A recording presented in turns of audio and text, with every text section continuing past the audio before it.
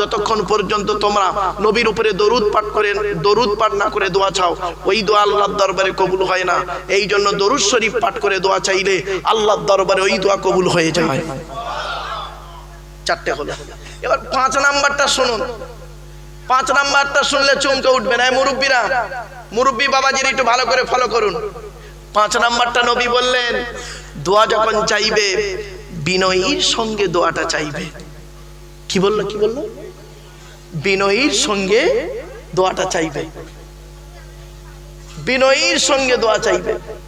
দোয়া চাইছে, আমার হাতের দিকে তাকান প্রত্যেকেই। অনেক বক্তা দোয়া চাইছে, নাম বলে লাভ নেই। অনেক বক্তা দোয়া চাইছে, দেখবেন মোনাজাত করে অনেকে, দেখবেন। আমার হাতের দিকে তাকান। ربنا ظلمنا أنفسنا وإن لم تغفر لنا وترحمنا لنكونن من الخاسرين لا تقنطوا من رحمة الله إن الله يغفر الذنوب جميعا إنه هو الغفور الرحيم أوفوا بأمري إلى الله إن الله بصير بالعباد فالله خير حافظا وهو أرحم الراحمين رب ارحمهما كما ربياني صغيرا। ঠিক না বে ঠিক? তেল মালিশ করছে, গাঁট ভাঙছে মোনাজাতে গাঁট ভাঙে, দেখবেন অনেকে। ছি ছি ছি ছি ছি ছি ছি ছি, লজ্জা করা উচিত। যে মনীষা করবে তাকে ডাইরেক্ট করবে, যা মনীষা পিসা মনীষা, মোনাজাতের আদব নেই তোমার মধ্যে। অনুরোধ করে বলে যাচ্ছি, ছোট্ট একটা উদাহরণ দিচ্ছি আপনাদেরকে। ধরুন আমি এখনই বিপদে পড়েছি, খুব বিপদে পড়েছি। 1 লাখ টাকা দরকার। কার কাছে চাইবো, কে দেবে? আমি খবর নিলাম স্টেজে এই ব্যক্তির কাছে 10 লাখ টাকা আছে। আমি ওনার কাছে 1 লাখ টাকা চাইবো কিভাবে বলুন? ধার চাইবো, ফ্রি নয়। ধার চাইবো কিভাবে?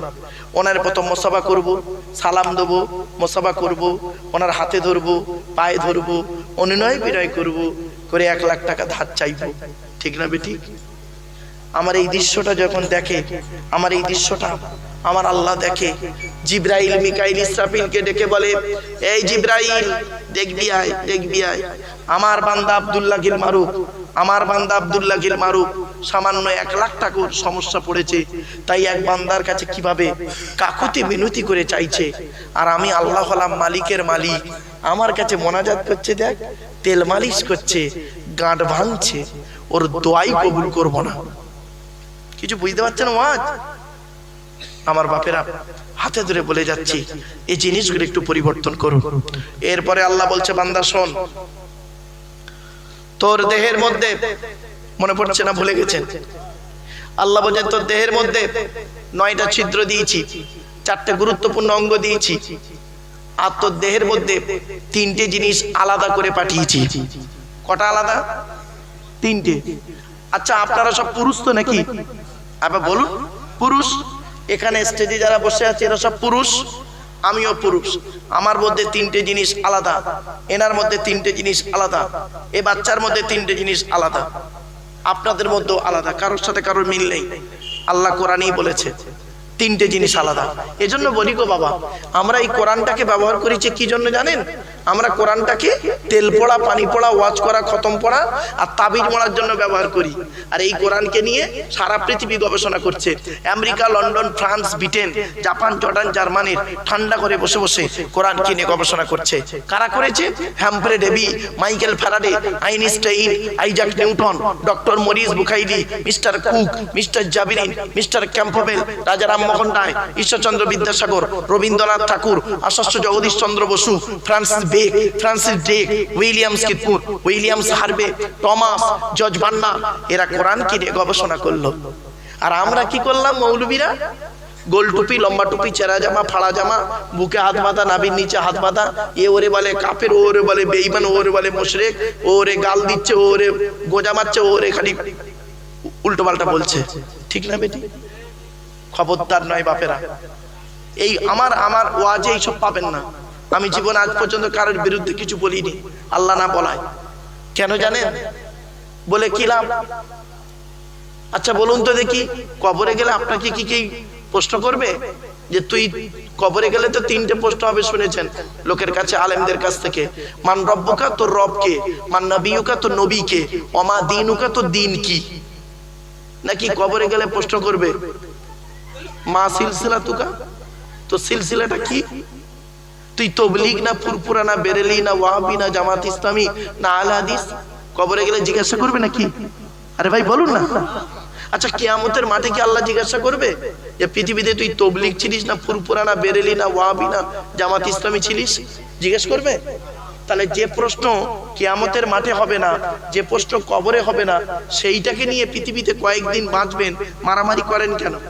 যে প্রশ্ন কবরে হবে সেইটা নিয়ে চিন্তায় থাকুন, যে প্রশ্ন কিয়ামতের মাঠে হবে সেইটা নিয়ে চিন্তা করুন। কবরে যে প্রশ্ন হবে, কিয়ামতের মাঠে যে প্রশ্ন হবে, সেই প্রশ্নটাকে নিয়ে চিন্তা করুন। আল্লাহ বলবে আল্লাহর তরফ থেকে একটা প্রশ্ন হবে, আর বান্দার তরফ থেকে প্রশ্ন হবে। আল্লাহর তরফ থেকে প্রশ্ন হবে, তুই নামাজ পড়েছিলিস? তুই নামাজ পড়েছিলিস? আল্লাহর তরফ থেকে প্রশ্ন। আর বান্দার তরফ থেকে প্রশ্ন হবে, শুনবেন, শুনে নিন, বান্দার তরফ থেকে প্রশ্ন হবে, তুই আত্মীয়তার সম্পর্ক ঠিক রেখেছিলিস? কিছু বুঝতে পারছেন না? অনেকে দেখবেন বাপ মরে গেছে, মা মরে গেছে, ভাই বোনে আর সম্পর্ক নেই, ঠিক না বেঠিক? অনেকের বাপ মা মারা গেছে, ভাই বোনের সম্পর্ক রাখে না, বিচ্ছেদ করে দিয়েছে। খবরদার নয়, আত্মীয়তা বিচ্ছেদ করা হারাম, আত্মীয়তা বিচ্ছেদকারী জাহান্নামী। আজ আপনাদের বলে যাচ্ছি বাবা, কথাগুলো একটু মাথায় রাখুন। জ্ঞানী গুণী বুদ্ধিজীবী মানুষ, আপনাদেরকে আমি অনুরোধ করছি, আপনারা দয়া করে মেহেরবানি করে একটু ভেতরে ঢুকে পড়ুন বাবা, বাইরে না দাঁড়িয়ে থেকে ঠান্ডায় ভেতরে ঢুকে পড়ুন। এত সুন্দর জায়গা, এত সুন্দর পরিবেশ, আপনারা একটু ভেতরে ঢুকে পড়ুন। চলেন বাপেরা, তিনটে জিনিস আলাদা আমাদের করে পাঠিয়েছে আল্লাহ। তিনটে জিনিস কি? এক নাম্বার হলো ব্লাড গ্রুপ। কি বললাম? Blood group. এখানে যত মানুষ বসে আছে বেশিরভাগ লোক ও নিজের ব্লাড গ্রুপ জানে না, ঠিক না বেটি? ও নিজের ব্লাড গ্রুপটাও নিজে জানে না যে আমার নিজের ব্লাড গ্রুপটা কি। এই সমস্ত মৌলী সাহেবরা করবে না, নিজের ব্লাড গ্রুপ জানে না, যদি ওর ব্লাড লাগে এক্ষুনি কি ব্লাড গ্রুপ তাও জানে না। শুনে নিন, কিসের হিন্দু কিসের মুসলিম মারামারি করেন? খবরদার নয়, হিন্দু মুসলিম কাঁধে কাঁধ মিলিয়ে চলবেন। কিসের হিন্দু কিসের মুসলিম? মনে রাখবেন, হিন্দুদের রক্তের ভিতরে মুসলমানদের রক্ত আছে, মুসলমানদের রক্তের ভিতরে হিন্দুদের রক্ত আছে। আপনাদের এলাকায় ব্লাড ডোনেশন ক্যাম্প হয়, রক্তদান শিবির হয়। আচ্ছা, ব্লাড যখন নেওয়া হয় তখন বলা হয় নাকি এই ও হিন্দু ওর রক্ত আলাদা কর, ও মুসলিম ওর রক্ত আলাদা কর? বলে নাকি? আরে ব্লাডের মধ্যে কাস্টের কোনো ডিভাইডেড থাকে না, ব্লাডের মধ্যে কালারের কোনো ডিভাইডেড থাকে না, ব্লাডের মধ্যে জেন্ডারের কোনো ডিভাইডেড থাকে না, ব্লাডের মধ্যে গ্রুপের ডিভাইডেড করা হয়। ব্লাডের চারটে group, A B, A B আর ও, প্রত্যেকটার মাইনাস প্লাস। একটা হিন্দুর রক্তের ভিতরে তিনটে জিনিস পাওয়া যায়, লোহিত কণিকা, শ্বেত কণিকা, অনুচক্রিকা, as a same no difference. একটা মুসলমানের রক্তের ভিতরে ওই তিনটেই পাওয়া যায়। কিসের হিন্দু কিসের মুসলিম পার্থক্য করেন আপনারা? ভেবে দেখেছেন? আমাদের আসার রাস্তা হলো একটা। কি বললাম? আসার রাস্তা কটা? একটা। যাওয়ার রাস্তা অনেকটা, গন্তব্যস্থলটা আবার আলাদা। আমার এই ওয়াজ শুনতে গেলে একটু একটু ব্রেন থাকতে হবে, তবে এই ওয়াজ বুঝতে পারবেন। আমাদের আসার রাস্তা কটা? একটা। কি রাস্তা? বাপের পৃষ্ঠ হতে মায়ের পেটে থেকে প্রত্যেকেই এসেছি, হিন্দু মুসলিম জৈন ব্রাহ্মণ খ্রিস্টান। যাওয়ার রাস্তা অনেকটা, কেউ গলায় দড়ি দিয়ে, কেউ অ্যাক্সিডেন্টে, কেউ আত্মহত্যা করে, কেউ রেলে কাটা পড়ে, কেউ বিষ খেয়ে, কেউ স্ট্রোক করে, কেউ হঠাৎ করে বাঘের পেটে গিয়ে ইত্যাদি। তাহলে যাওয়ার রাস্তা অনেকটা, গন্তব্যস্থলটা আলাদা, কেউ কবরে, কেউ শ্মশানে, কেউ গর্তে ইত্যাদি। ভাবছেন আমার বক্তব্য কিছু বুঝতে পারছেন আপনারা? চলো, এক নাম্বার হলো ব্লাড গ্রুপ আলাদা। ব্লাড গ্রুপ, এই জন্য আপনারা বেশি বেশি করে ব্লাড ডোনেশন ক্যাম্প করবেন। আপনি ব্লাড যদি দিয়ে থাকেন, কার্ডটা করে রেখে দেবেন, আপনার ব্লাডটা কাজে লাগবে। চলে যান চিত্তরঞ্জন হসপিটাল, চলে যান Chittaranjan hospital, PG hospital, NRS hospital, আপনার কি বলবো কলকাতা মেডিকেল কলেজ, ব্লাডের কত দাম ওখানে বুঝতে পারবেন। এক প্যাকেট ব্লাডের জন্য কুত্তার মতো লোক টাকা নিয়ে ঘুরছে, ব্লাড পাচ্ছে না। কিছু বুঝতে পারছেন? আমি আমার মাকে নিয়ে 45 দিন চিত্তরঞ্জন হসপিটালে পড়েছিলাম। বাপ কি কষ্ট, কি জিনিস! তখনই বুঝতে পেরেছিলাম, তখনই বলেছিলাম এই মৌলবীরা এই সব ওয়াজ কেন করে না? এই মৌলবীরা এরা খালি মারামারি লাগাতে জানে মৌলভী সাহেবদের মধ্যে, সমাজের মধ্যে এসব ওয়াজ করার চিন্তা নেই। আর একটা কথা বলে যাচ্ছে, আজকের বাড়িতে গিয়ে, প্রত্যেকের বাড়িতে গিয়ে কালকে সকালবেলা করবেন কি, Aadhaar card, voter card, ration card, PAN card, জমির দলিল, যদি পাসপোর্ট থাকে passport, driving licence, panchayat certificate, প্রত্যেকটার নাম এক করতে পারবে, এক করবেন। মুসলমানদের একটা অভ্যেস খারাপ কি জানেন? ওর নাম ধরুন মোহাম্মদ আব্দুল গফফার মোল্লা, আধার কার্ডে আছে গফফার মোল্লা, ভোটার কার্ডে আছে কি জানেন? মোল্লা আব্দুল গফফার। ঠিক না ঠিক? আবার রেশন কার্ডে দেখবেন গফফার আব্দুল। বাচ্চাটা বুঝতে পারছে বাস্তব। আবার দেখবেন জমির দলিল আমার নাম আলাদা। যখন এনআরসি হবে কপালে বজ্রাঘাত পড়বে, বলে গেলাম। আমারে শুধু মূর্খ ভেবো না, মানবাধিকার কমিশনের ন্যাশনাল প্রেসিডেন্ট আমি, দিল্লির সঙ্গে জড়িত, বাস্তবটা বুঝি, তাই আপনাদের বলে যাচ্ছি, অনুরোধ করে বলে যাচ্ছি, যেদিন হবে সেদিন কপালে বজ্রাঘাত পড়বে। এখন বুঝতে পারবেন না, তখন এই হতভাগার কথাটা আপনাদের কানে লাগবে। কালকের গিয়ে সমস্ত জিনিসগুলো, আর এইসব দায়িত্ব হলো বুড়োদের, এসব কাজ বুড়োদের। এই যুবক ছেলেরা কাজ করবে না, ওইসব করবে। বুড়োরা বাড়িতে বসে থেকে বিএলআরে গিয়ে, বিডিও গিয়ে, এসডি অফিসে গিয়ে এইগুলো ঠিক করে আনবে। যদি নাম আলাদা থাকে, আব্দুল গফফার যেই আর গফফার আব্দুল সেই, এরকম এভিডেভিট করে কোর্ট থেকে, ফার্স্ট ক্লাস ম্যাজিস্ট্রেট দিয়ে কোর্ট থেকে এভিডেভিট করে কাগজটা রেখে দেবেন, নইলে কপালে খারাপই আছে। বলে গেলাম বাবা, হাত ধরে। যদি না মানো পরে বুঝবে, তখন যেন বলুনি যে কোনোদিন শুনিনি। কিয়ামতের মাঠে ওই দেখাটাই দেখা হবে। চলো, এক নাম্বার হলো ব্লাড গ্রুপ আলাদা।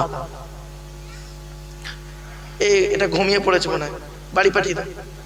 এই যারা ঘুমোচ্ছ বাড়ি চলে যাও। আমার ওয়াজ শুনতে গেলে জেগে থাকতে হবে, দরকার নেই তোমাদের মতো ঘুমন্ত মরন্ত বেকার শ্রোতা, আমার দরকার নেই। যে কজন বসে আছে এই কজনই আমি জেগে থাকবেন, এই কজনকেই শোনাবো। এখন আসতে হবে না বাবা, ইয়া নবী সালামু আলাইকা যখন করব, বুঝতে পারছেন না? ইয়া নবী সালামু আলাইকা যখন করব, তখন তো খিচুড়ির লাইন হবে, তখন ফেরেশতারা সব ঢুকে পড়বে, চিন্তা নেই। এখন যা আছে, যে কজন আছে, এই ইনসানগুলোকে নিয়ে আমি ওয়াজ করছি বাবা। এখন জিন নেই, এখন ইনসান আছে সব। আর এরপরে আসবে জিন, ইনসান, ফেরেশতা সব ঢুকে পড়বে যখন ইয়া নবী সালামু আলাইকা করব বাবা। চলো, এক নাম্বার হলো কি আলাদা বললাম, ব্লাড গ্রুপ আলাদা। কাল থেকে প্রত্যেকের ব্লাড গ্রুপ টেস্ট করে নেবেন, প্রত্যেকের ব্লাড গ্রুপটা জেনে রাখবেন, নিজের ব্লাড গ্রুপটা কি। দুই নাম্বার, কোরআন, সব কোরআনে আছে, এতে আছে। কি নেবেন এর ভিতরে? ভৌত বিজ্ঞান নেবেন, কোরআনে আছে। জীবন বিজ্ঞান নেবেন, কোরআনে আছে। ভূগোল আছে, ভূগোল নেবেন, কোরআনে আছে। পরমাণু বোমা নেবেন, কোরআনে আছে। আপনার কি বলবো, নিউটনের গতিসূত্র নেবেন, কোরআনে আছে। প্লেন নেবেন, কোরআনে আছে। মিসাইল নেবেন, কোরআনে আছে। কি নেবেন বলুন? সবই এর ভিতরে। এই বইটাকে আমরা কিন্তু ঠিক মতো পড়ি না, গবেষণাও করি না। চলুন আমি একটা একটা করে দেখাচ্ছি। তাহলে তিনটে জিনিস আলাদা। কটা আলাদা বলেছি? তিনটা আলাদা। এক নাম্বার হলো ব্লাড গ্রুপ আলাদা। দুই নাম্বার কি আলাদা শুনে নিন, আল্লাহ নিজেই বলছে। দুই নাম্বার কি আলাদা? আচ্ছা, আধার কার্ড করার সময় আপনারা যখন আধার কার্ড করেছিলেন, প্রত্যেকেই আধার কার্ড করার সময় অফিসাররা আপনাদের কি বলেছিল? চোখটাকে বড় করে চান তো? বলুন, বলেছিল না? কেন? কারণটা কি? কারণ কি? মারাত্মক কারণ, শুনে নিন। এই কোরআনে লেখা আছে, ১৫০০ বছর আগে কোরআনে বলেছে। এই মুসলমানের বাচ্চা এসব নিয়ে কথা বলে না, এসব নিয়ে ভাবে না। কোরআনে আল্লাহ বলছেন, আলাম নাজআল লাহু আইনাইনি ওয়া লিসানাও ওয়া শাফাতাইন ওয়া হাদাইনাহুন নাজদাইন। আল্লাহ বলছে, আমি কি তোদের দুটো চোখ তৈরি করি নাই? আল্লাহ বলছেন, আমি কি তোদের দুটো চোখ তৈরি করি নাই? কোরআনের এইটুকু আয়াতকে নিয়ে, কোরআনের এইটুকু আয়াতকে নিয়ে America, London, France, Britain, Japan, Jordan, জার্মানের বৈজ্ঞানিকরা গবেষণা করলো। গোটা কোরআন নিয়ে গবেষণা করতে হয়নি, এইটুকু আয়াত নিয়ে আলাম নাজআল লাহু আইনাইনি, আমি কি আল্লাহ তোদের দুটো চোখ তৈরি করি নাই, এইটুকু শব্দ এর বাংলা মানে। এ কথা কেন আল্লাহ বলল? গবেষণা কর। গবেষণা করে দেখছে পৃথিবীর জমিনে যত মানুষ এসেছে, পৃথিবীর জমিনে যত মানুষ আসবে, পৃথিবীর জমিনে যত মানুষ এসেছে, আসছে, আছে, সমস্ত মানুষের যদি চোখের রেটিনা এক করা হয়, কোন মানুষের চোখের রেটিনার সঙ্গে কারো চোখের রেটিনার কোনো মিলই পাওয়া যাবে না। এক নম্বর ব্লাড গ্রুপ আলাদা, দু নম্বর কি আলাদা? চোখের রেটিনা আলাদা প্রত্যেকের। আপনারা কি জানেন খনিকে আইডেন্টিফাই করা হয় কিভাবে? খনি, বাবা আমি হাই স্কুল কলেজ টলেজে লেকচার দিতে যাই, তো সেজন্য আমি ভেবেছিলাম এখানে শিক্ষার হার বেশি, সেজন্য এই টাইপের কথাগুলো বলছি। খনিকে আইডেন্টিফাই করা হয় কিভাবে? খনিকে আমি একটা ইন্টারভিউ দিতে গেছিলাম দিল্লিতে, শুনে নিন, দিল্লিতে একটা ইন্টারভিউ দিতে গেছিলাম। তো ইন্টারভিউটা আমার সবকিছু নিয়ে যায়, ফরেনসিক ইনভেস্টিগেটিভ কুইজের সঙ্গে আমি জড়িত একজন। আমি তো একজন স্কুল টিচার, গভর্নমেন্ট সার্ভিস করি, আবার central government, West Bengal government, central গভর্নমেন্টের সঙ্গেও জড়িত আছি, ওয়েস্ট বেঙ্গল গভর্নমেন্টের সঙ্গেও জড়িত আছি। কেন? যেহেতু আমার পেশা, সেটা আমার করতে হয়। তো আমাকে বলছে আপনি খুনিকে আইডেন্টিফাই করবেন কিভাবে যে খুন করেছে? আচ্ছা একটা উদাহরণ দিচ্ছি বাবা, ধরুন আমি এই স্টেজে একটা ছুরি নিয়ে আপনাদের সামনে কেন দেখলাম বলুন দিনি? আমি ওদিকে দেখলাম কেন? ঘড়ি আছে কিনা। কেন জানেন তো? আমি স্টেজে থাকলে কোনোদিন ঘড়ি রাখতে দিই না। কেন জানেন? আমার যে কথাটি আপনার মনে লাগবে তখন আমার দিকে চোখটা আপনার থাকবে, আর যে কথাটা আপনার মতের বিরুদ্ধে যাবে তখন ও ঘড়ির দিকে দেখবে, এ মাল কখন শেষ করবে, বল দিন বাড়ি যাবো। বাস্তব কথা, ওই জন্য ঘড়ি আছে কিনা দেখে নিলাম। চলো, এই এতগুলো মানুষ বসে আছেন আপনাদের সামনে, আমি একটা ছুরি নিয়ে এই ইমাম সাহেবকে ধরো, ইমাম সাহেব তো ভাই নাকি, হ্যাঁ, ইমাম সাহেবকে মেরে দিলাম স্টেজে। আপনারা কালকের বসিরহাট কোর্টে আমার বিরুদ্ধে সাক্ষী দেবেন, তাই তো নাকি? হ্যাঁ না বলুন না, একটু সাক্ষী দেবেন যে আমরা প্রকাশ্যভাবে দেখেছি এই আব্দুল্লাহ কিল মারুফ ইমাম সাহেবকে ছুরি মেরে মার্ডার করেছে। পুলিশ কিন্তু আমাকে চেনে না, জানে না। পুলিশ করবে কি, আমার ডায়মন্ড হারবারের বাড়িতে যাবে, গিয়ে আমার আধার কার্ডটা নেবে, শুনে নিন, আধার কার্ডটা নেবে, নিয়ে আমাকে খুঁজবে, খুঁজে ধরুন এক জায়গায় পেয়ে গেছে। এখন আমি করেছি কি, প্রথমে আমার কি করবে, নিয়ে আমার ফিঙ্গারপ্রিন্টটা মেলাবে, ঠিক না বেটি? এটাও কোরআনে আছে। তাহলে 1 নাম্বার রক্ত, 2 নাম্বার চোখ, 3 নাম্বার ফিঙ্গারপ্রিন্ট। কোথায় আছে? কোরআনে। আয়াতটা পড়ি মানে করছি। ফিঙ্গারপ্রিন্টটা মেলাবে, ফিঙ্গারপ্রিন্টটা যদি মিলিয়ে না পায়, হয়তো আমি করলাম কি, বাঁচার জন্য 2টো হাত কেটে ফেলেছি, তখন কি করে মেলাবে? চোখের রেটিনা। কিছু বুঝতে পারছেন? চোখের রেটিনা। চলো, কোরআনে আছে ফিঙ্গারপ্রিন্ট কারোর সঙ্গে কারোর মিল নেই, হাতের আঙুলের ছাপ। কোথায় আছে? কোরআন। আয়াহসাবুল ইনসানু আল্লান নাজমা'a ইযামা বালা কাদিরিনা আলা আন নুসাউবিয়া বানানা। 29 নম্বর পারা, সূরার নাম সূরা কিয়ামা, আয়াত নম্বর 4 আর 5। আল্লাহ বলছেন, হে মানব জাতি তোরা কি মনে করেছিস আমরা মরে গেলে পচে গলে হাড় হয়ে যাব, কিয়ামতের মাঠে আল্লাহরা তুলতে পারবে না? কখনোই তোরা ভাববি না এই পৃথিবীর জমিনে যেমন তোদের বুড়ো আঙুলের ছাপ যেমন কারোর সঙ্গে কারোর কোনো মিল নেই, কিয়ামতের মাঠে কারোর সঙ্গে কারোর কোনো মিল পাবি না।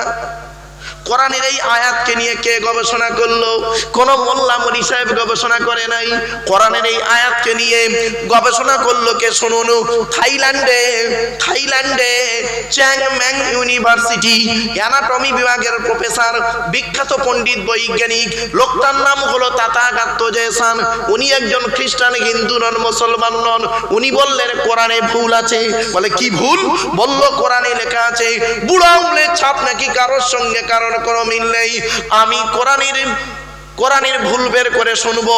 উনি করলেন কি, 1000 মানুষের বুড়ো আঙুলের ছাপ নিলেন।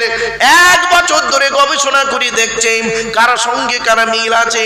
যখন কারোর সঙ্গে কারোর কোনো মিল পেলেন না, ল্যাবরেটরির ভিতরে দাঁড়িয়ে দাঁড়িয়ে ইসলামের কালেমা পড়ে মুসলমান হয়ে গেলেন।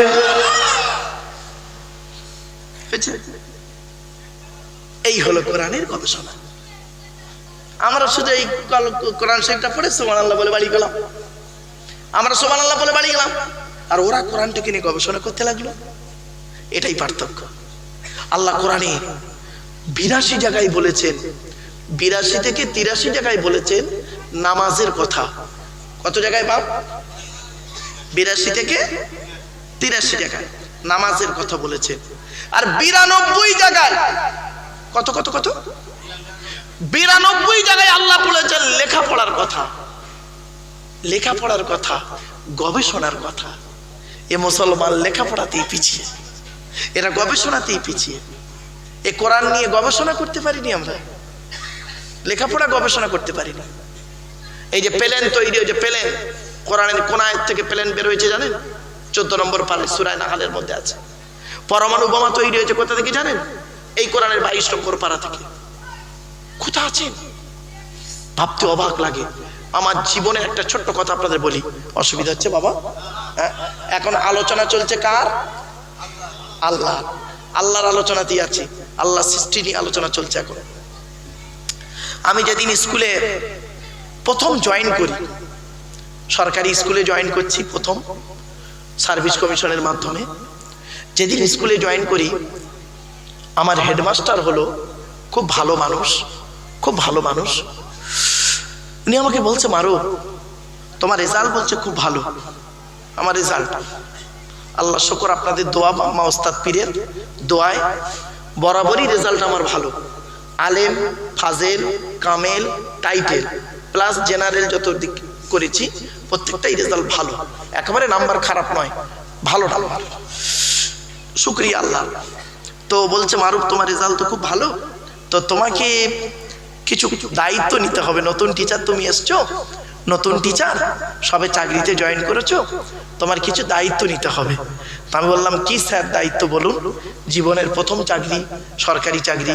আগে বেসরকারি চাকরি করতাম মিশনে বা বিভিন্ন জায়গাতে, সরকারি চাকরি। বলছে মারুফ এই আমার স্কুলে ভূগোলের টিচার নেই, ভূগোলের টিচার নেই, তোমাকে 9-10 ভূগোলটা পড়াতে হবে, পারবে? তাই বললাম স্যার চেষ্টা করব। আমার স্কুলে ইংরাজির টিচার মাত্র একটা, উচ্চ মাধ্যমিক স্কুল, ইংরাজির টিচার মাত্র একটা, এখনো টিচার আসেনি। তো তুমি নিচু ক্লাসের ইংরাজিটা একটু পড়াতে পারবে? তাই বললাম হ্যাঁ স্যার চেষ্টা করব। এই কম্পিউটারগুলো পড়ে আছে স্কুলে, কম্পিউটার থাকে না, সরকার থেকে দেয়, অনেকগুলো কম্পিউটার দেয়, দেখবেন এই কম্পিউটারগুলো পড়ে আছে। তা কম্পিউটারে ডিপ্লোমা করেছে, তো একটু ছেলে মেয়েদেরকে একটু কম্পিউটার শেখাতে পারবে না? তা বললাম হ্যাঁ স্যার চেষ্টা করব। আমার সাবজেক্ট কিন্তু ওইসব নয়, আমার সাবজেক্ট হলো অ্যারাবিক ল্যাঙ্গুয়েজ। তো যাই হোক, তো এবারে আমি করেছি কি, পড়াতে শুরু করেছি, ভূগোল পড়াচ্ছি। তো ভূগোলের টিচার যখন এলো MA BEd, তার সাবজেক্টটাকে দিয়ে দিলাম। এ বাবা এই তোরা ওদিক যা বাপ, তোদের হাতে ধরে বলি বাপ, গ্রামটা খুব ভালো মনে করতাম, এত ডিস্টার্ব করছে কেন তো কি জানি। বাপেরা শুনে নিন, কাজে আসবে দেখুন। তো এবারে আমাকে বলছে, ভূগোলের টিচারটা আমাকে বলছে স্যার আমি আপনার খুব বড় ভক্ত। তা বললাম থ্যাংক ইউ। বলছে স্যার আমি আপনার লেকচার খুব শুনি, আপনি আসামের কালাইগাঁও কলেজের মাঠে একটা লেকচার দিতে গিয়ে বলেছেন, পৃথিবীর সমস্ত জিনিসের বর্ণনা কোরআনের ভিতরে ডাইরেক্ট ইনডাইরেক্ট দলিল সহ আছে। আর সত্যি আছে, কোরআনে আছে। 14 নম্বর পারা 16 নম্বর পৃষ্ঠা 4 নম্বর লাইন, সূরার নাম সূরা নাহল। আল্লাহ বলছেন, নবী তোমার উপরে কিতাব অবতীর্ণ করেছি, পৃথিবীর সমস্ত জিনিসের বর্ণনা এই কিতাবের ভিতরে ডাইরেক্ট ইনডাইরেক্ট দলিল সহ দিয়েছি। তো আমি বললাম, হ্যাঁ, তো হ্যাভ ইউ এনি প্রবলেম? কোনো প্রবলেম আছে, সমস্যা আছে? বলছে, স্যার প্রবলেম তো মারাত্মক। বললাম, কি প্রবলেম বলুন না, একটু শুনি। বলছে, স্যার আপনি বললেন কোরআনে সবকিছু আছে, 1500 বছর আগে কোরআন এসেছে। প্লেনটা তো 1500 বছর আগে আসেনি, তো প্লেনটা কোরআনে ঢুকবে কি করে? প্রশ্ন কিছু বুঝতে পারছেন আমার? আমি বললাম, তারপর? বলছে, স্যার 1500 বছর আগে কোরআন এসেছে, আপনি বললেন রকেট কোরআনে রয়েছে, অ্যাঙ্গেলে পরমাণু বোমা রয়েছে কোরআনে। 1500 বছর আগে পরমাণু বোমা ছিল না, কোরআন এসেছে 1500 বছর আগে। পরমাণু বোমা তৈরি হয়েছে কদিন আগে, কি করে কোরআনে ঢুকলো? তখন আমি বললাম, আমি ক্লাস 9-এর ক্লাস টিচার, ক্লাসটা করে আসি, টিফিন আওয়ারে কথা হবে। টিফিনের সময় বসেছি, স্যারেরা সব আছেন, আমি আছি, কথা হচ্ছে, ডিবেট হচ্ছে। তো ভূগোলের টিচারকে আমি জিজ্ঞাসা করলাম, স্যার আপনি কিসের টিচার? কিসের টিচার? উনি বললেন, আমি জিওগ্রাফি অনার্সের টিচার, মানে ভূগোলের টিচার। তা আমি বললাম, sir what is the definition of geography? ভূগোলের সংজ্ঞাটি কি? ভূগোল কাকে বলে? উনি বলছেন, geography is the dynamic science. ভূগোল হলো প্রগতিশীল বিজ্ঞান, মানে আজ এরকম কাল একরকম পরিবর্তন হচ্ছে, প্রগতিশীল বিজ্ঞান। তো আমি তখন বলছি, my theology is all kind of science. Theology means, শুনে নিন, থিও মানে খোদা, লজি মানে জ্ঞান, খোদার প্রদত্ত জ্ঞান। এই থিওলজি শব্দটা ইংরেজির নিজস্ব ভাষা নেই, ইংরেজি ভাষাটা এসেছে গ্রিক ভাষা থেকে। গ্রিক ভাষায় এ কে বলে আলফা, বি কে বলে বিটা, সেজন্য এ থেকে জেড পর্যন্ত অ্যালফাবেট বলে, বলে না? কেন অ্যালফাবেট বলে? এই কারণে, ওটা গ্রিক ভাষা। গ্রিক ভাষায় এ কে বলে আলফা, বি কে বলে বিটা, সেজন্য এ থেকে জেড পর্যন্ত অ্যালফাবেট বলে। তো আমি তখন বললাম, my theology is all kind of science. আমার কোরআন আর হাদিস হলো সারা বিশ্বের সায়েন্সের সায়েন্স। জোরে বলুন সুবহানাল্লাহ। তখন আমাকে বলছে, স্যার এ কি করে হয়? তা আমি বললাম, চলুন আমি আপনাকে প্রমাণ দিচ্ছি একটা একটা করে। আপনি ভূগোলে ছেলে মেয়েদের পড়িয়েছেন, ভূগোলে ছেলে মেয়েদের পড়িয়েছেন আহ্নিক গতি, বার্ষিক গতি আছে না বাবা? বলেন না বাবা, একটু কথা বলেন না আমার সাথে। আমি বললাম, ভূগোলে আপনি ছেলে মেয়েদের পড়িয়েছেন আহ্নিক গতি, বার্ষিক গতি। 1500 বছর আগে কোরআনে আহ্নিক গতি, বার্ষিক গতির কথা বলা আছে। জোরে বলুন সুবহানাল্লাহ। আমি বললাম, স্যার আপনি ভূগোলে ছেলে মেয়েদের পড়িয়েছেন কি? নিরক্ষরেখা, দ্রাঘিমারেখা, মূল মধ্যরেখা। বলছে, হ্যাঁ। বললাম, 1500 বছর আগে আল্লাহ কোরআনে জানিয়ে দিয়েছে। আমি বললাম, স্যার আপনি ভূগোলে ছেলে মেয়েদের পড়িয়েছেন কি? জোয়ার ভাটা পড়িয়েছে। বলছে, হ্যাঁ। আমি বললাম, 1500 বছর আগে কোরআনে জোয়ার ভাটার কথা আল্লাহ কোরআনে বলেছে। বললাম, ভূগোলে আপনি ছেলে মেয়েদের পড়িয়েছেন কি? দিন রাত্রির পরিবর্তন আছে না বাপ? দিন রাত্রির পরিবর্তন 1500 বছর আগে কোরআনে আল্লাহ পাক বলে দিয়েছেন। দিন রাত্রির পরিবর্তন কোথায় আছে শুনে নিন, আমি রেফারেন্স গুলো দিচ্ছি।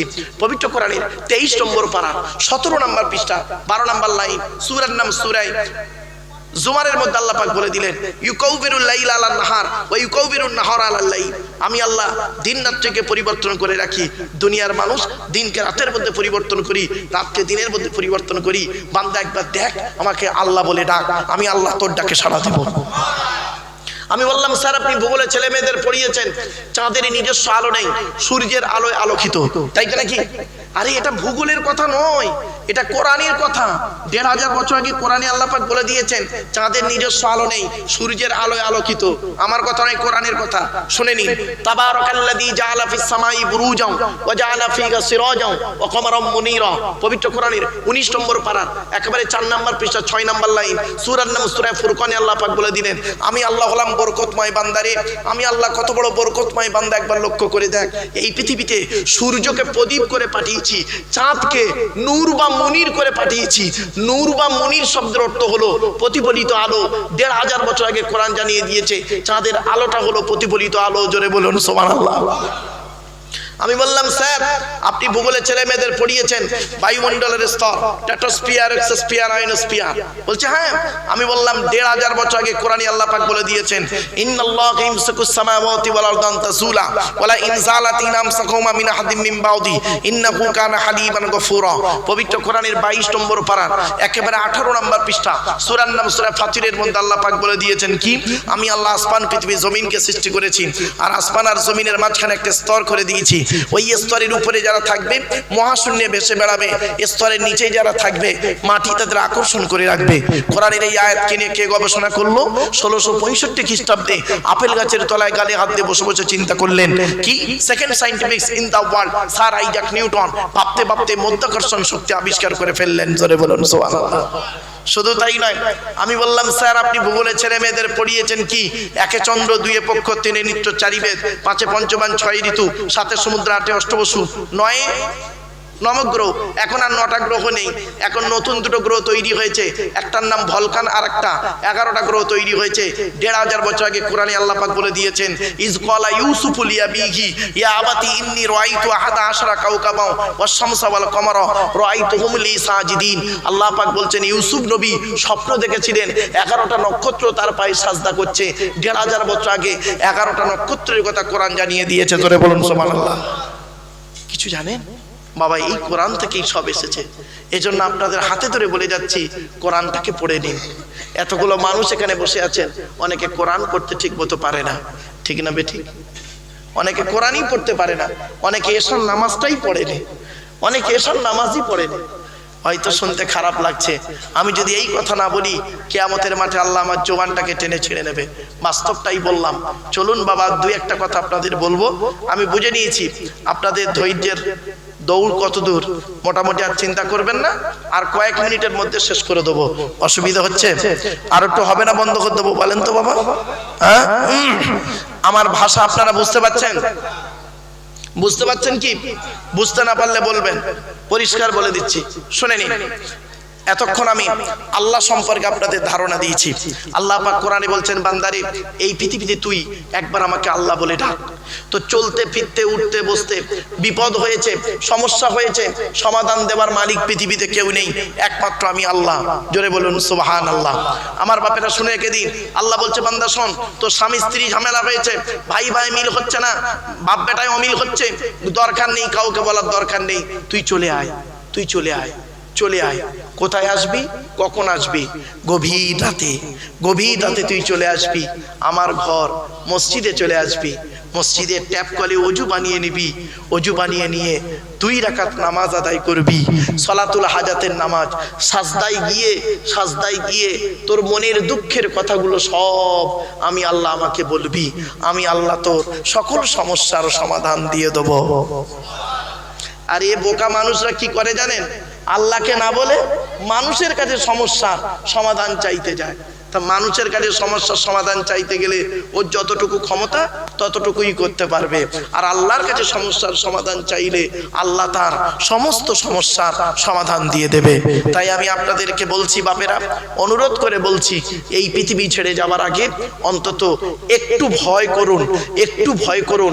সেই আল্লাহর কোরআনকে সামনে রেখে বলে গেলাম কবরে শুতে হবে। আজকের এই প্লাস্টিকের উপরে বসে আছেন না আপনারা? আরে ভাই বলুন না, যেদিন মারা যাবেন ওই প্লাস্টিকের নিচেই চলে যাবেন, ঠিক না বেঠিক? যে জায়গাটায় যাবেন ওই ঘরটার নাম কি? জোরে বলুন।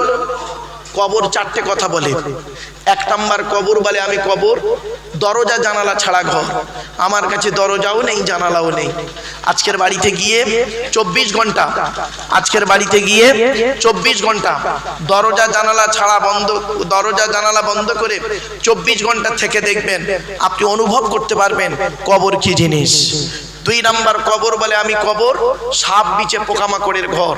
তোর এই সুন্দর দেহটাকে খাওয়ার জন্য পর্যাপ্ত পরিমাণ আমার কাছে সাপ বিছে পোকামাকড় প্রস্তুত। আপনারা জানেন আপনাদের গ্রামে যদি কেউ মারা যায়, মারা গেলে আপনারা তাকে গোসল দিয়ে কাফন পরিয়ে জানাজা পরিয়ে মাটি দিয়ে চলে আসেন, তাই তো নাকি? হ্যাঁ, আচ্ছা, মাটি দিয়ে আসার 20 দিন পরে কবরটা খুলে একবার দেখেছেন? বলুন না রে ভাই, একটু দেখেননি না? একবার দেখবেন, একটাবার দেখবেন, কবরটা খুলে একটাবার দেখবেন মালটা কেমন আছে। মানুষ মারা যাবার 8 থেকে 10 দিন পর, মাটি দিয়ে আসা 8 থেকে 10 দিন পরে এই মাথার চুলগুলো খসে খসে পড়ে যায়, গোঁফ দাড়ি হাতের নখগুলো খসে খসে পড়ে যায়। 12 থেকে 14 দিনের মাথায় ব্রেনটা পচে যায়, নাক দিয়ে কান দিয়ে গাল দিয়ে গড়তে থাকে। 18 থেকে 20 দিনের মাথায় পেটটা ফেটে যায়, পোকায় তৈরি হয়। 2 মাসের মাথায় মাংস গোস্ত চামড়া পোকায় সব খেয়ে নেয়। 6 মাস পরে হাড়গুলো শেষ হয়ে যায়। কোথায় গেল তোমার দেহ? এই সুন্দরী নারী, কোথায় গেল তোমার দেহ? এই পয়সাওয়ালা যুবক, কোথায় গেল তোমার দেহ? এজন্যই বলেছিলাম দেহটা যাতে মাটির নিচেই টাটকা থাকে, সেই জন্য পৃথিবীতে 2টো কাজ করুন। এই কোরআনে আল্লাহ বলছে 100% আল্লাহকে বিশ্বাস করো, আর পৃথিবীতে যতদিন বাঁচবে ভালো ভালো কাজগুলো করে যাবে। লোকের গোজা মেরে মেরে বেড়াইও না, ভালো কাজ করে যাও।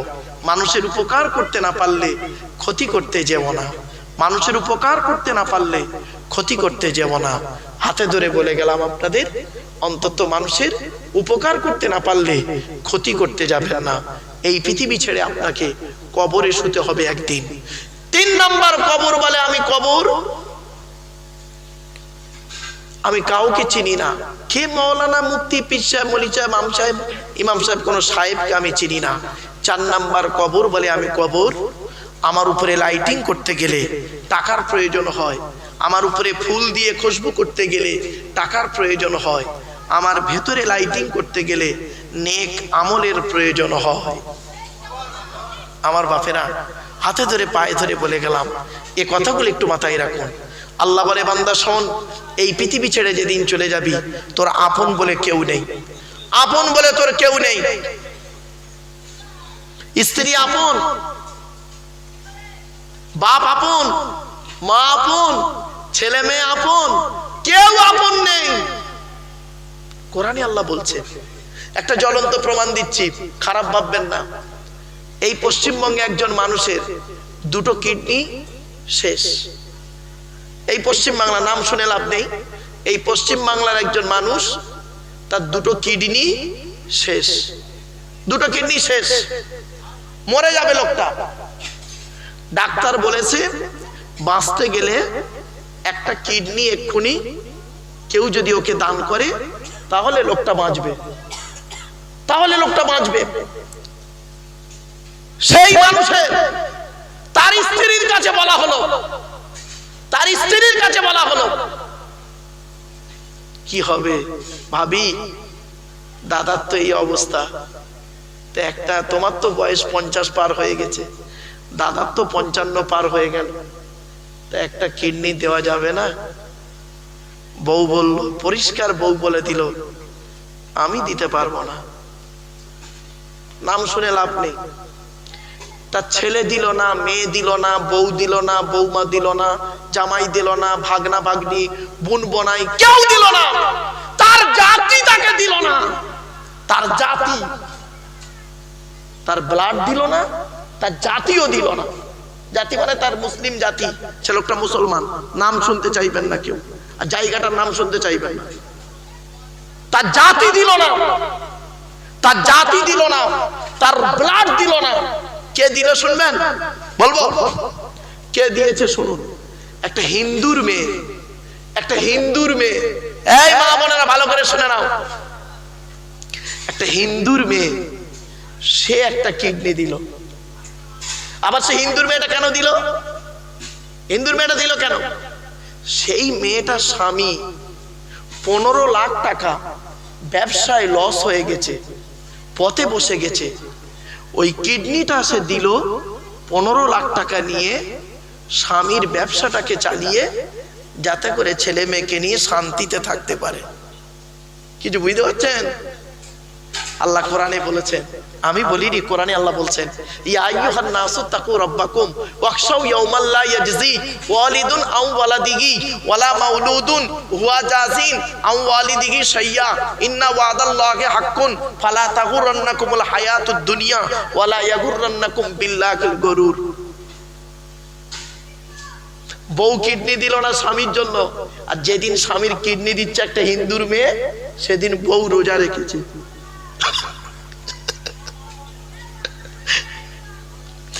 বউ স্বামীর জন্য কিডনি দিল না, একজন হিন্দুর মেয়ে কিডনি দিল যেদিন, মানে যেদিন কিডনিটা চেঞ্জ করা হচ্ছে সেই দিন ওর বউ রোজা রেখেছে। মহব্বত দেখতে পাচ্ছেন? এরই নাম মহব্বত। আল্লাহর নবী মহব্বত কাকে বলে দেখুন। আল্লাহর নবীর প্রথম স্ত্রীর নাম হলো খাদিজাতুল কুবরা।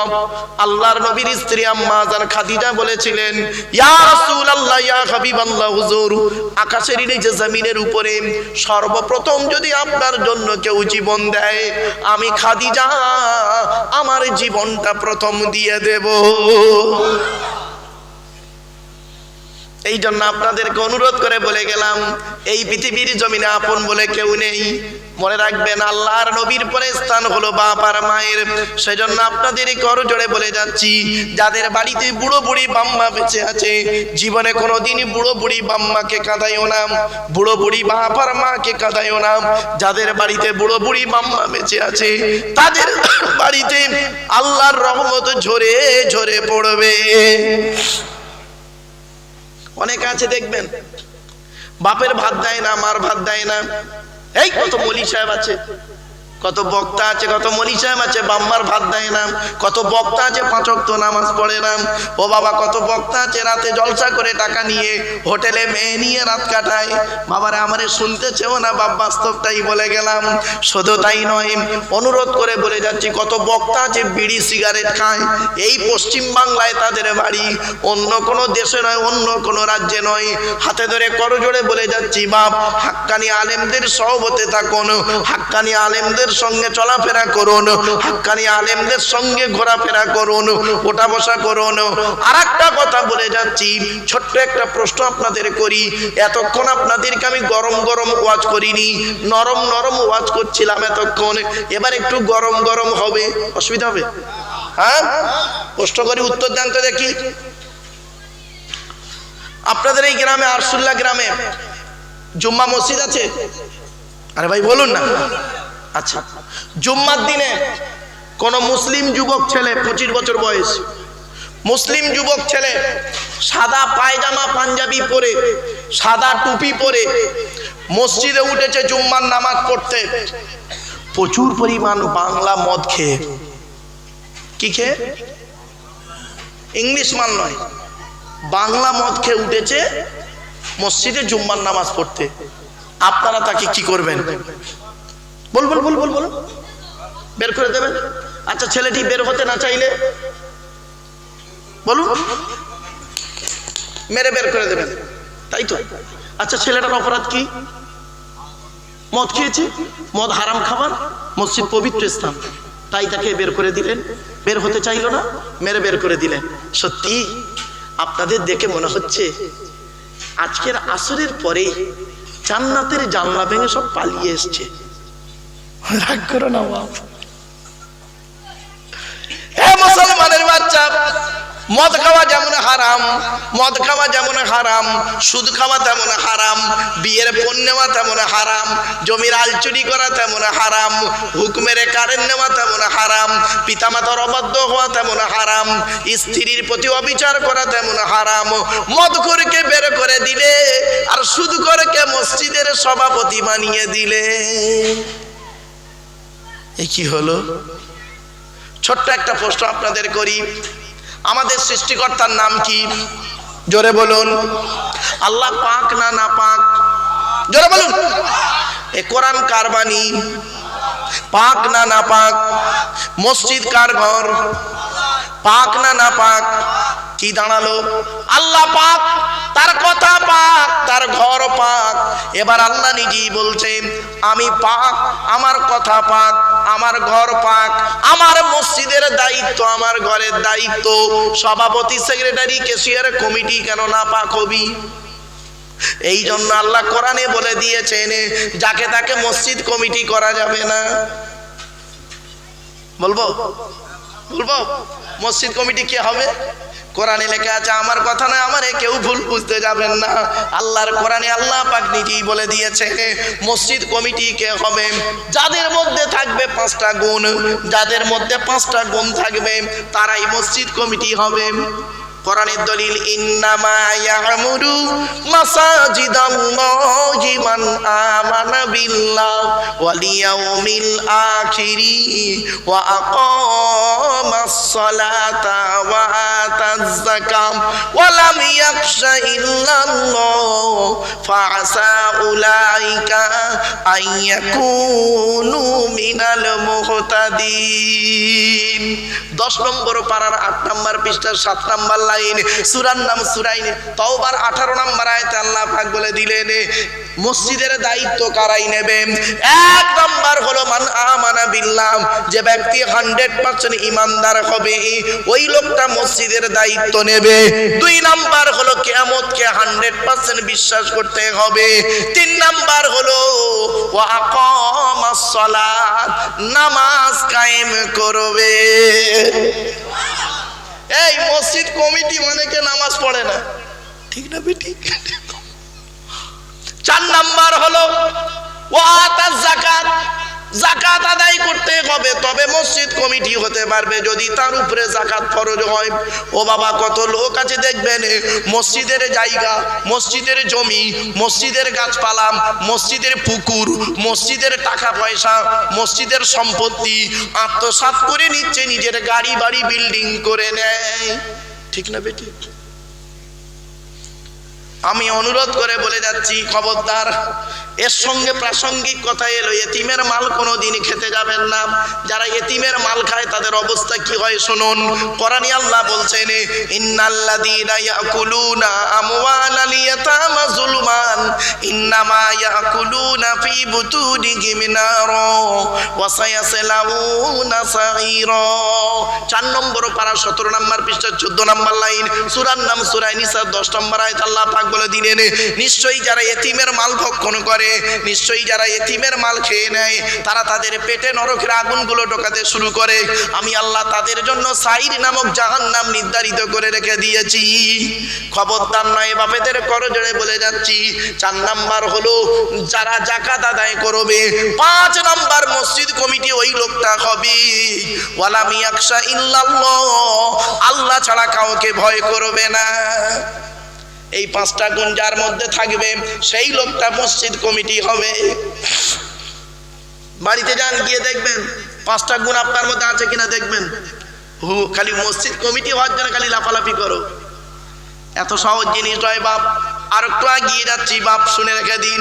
তাহলে মসজিদ কমিটি তৈরি হয়ে গেল। এবারে মসজিদে যে নামাজ পড়ায় তার নাম কি? জোরে বলুন। এই মসজিদে নামাজ সহি করতে গেলে, নামাজ আল্লাহর দরবারে কবুল করাতে গেলে অনুরোধ করে বলে যাচ্ছি ইমাম সাহেবের মাইনে বেশি করে দেবেন।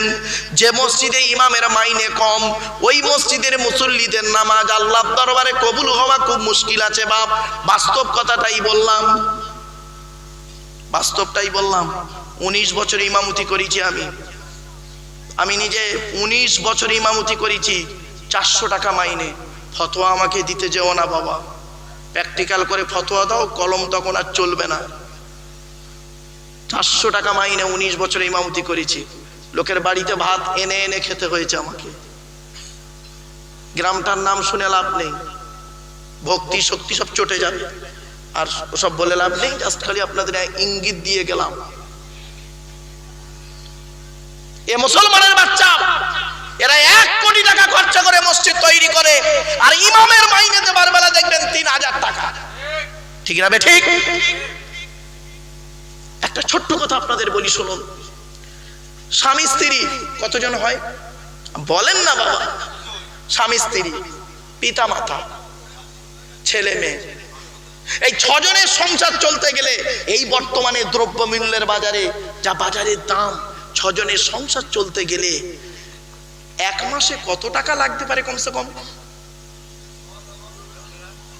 খুব কম করে বলুন, 10,000 টাকা লাগবে তো? আরে ভাই বলুন না রে ভাই। এই মুসলমানের বাচ্চা, তোমার সংসার যদি 10,000 টাকায় না চলে, ইমাম সাহেবের সংসার কি করে 5,000 টাকায় চলে? আল্লাহর রহমত করছে ওখানে। মুসলমানের বাচ্চা, জাতির কলঙ্ক, সমাজের কলঙ্ক। বাস্তব কথাটাই বলে গেলাম আজকে। খারাপ সেন্স হবে না, হয়তো অনেকে মনে মনে ভাবছেন যে আমাদের ইমাম সাহেব মনে হয় হুজুরকে মনে হয় বলে দিয়েছে। আল্লাহর কোরআনকে হাতে রেখে বলছি, এই প্রসঙ্গে ওনার সঙ্গে কোনো কথা হয়নি। আমি বাস্তব নিজের থেকে এই কথাটা বললাম। যেদিন থেকে আমি ইমামতি ছেড়েছি সেই দিন থেকে আমি এই কথাগুলো বলি, এই কষ্টটা কি কষ্টটা। আর একটা কথা বলি, এই মুরগি জবাই করার জন্য ইমাম সাহেবের কাছে মুরগি জবাই করতে নিয়ে যাবেন না। কেউ মুরগি জবাই করতে নিয়ে যাবেন না ইমাম সাহেবের কাছে। মুসলমানের বাচ্চা, নিজেরা মুরগি জবাই করতে পারো না? বাড়ির মেয়েদেরকে বলে দিচ্ছি, নিজেরা বিসমিল্লাহ আল্লাহু আকবার বলে মুরগি জবাই করবে। এর জন্য ইমাম সাহেবের দরকার?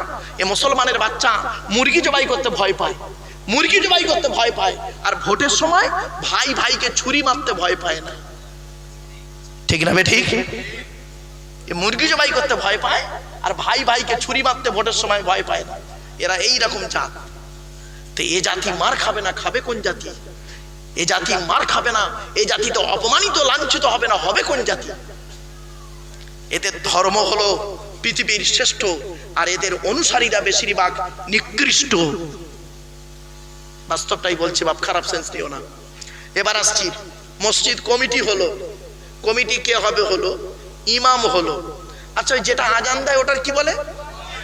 মুয়াজ্জিন। মুয়াজ্জিন। এবার ওর অবস্থাটা দেখি।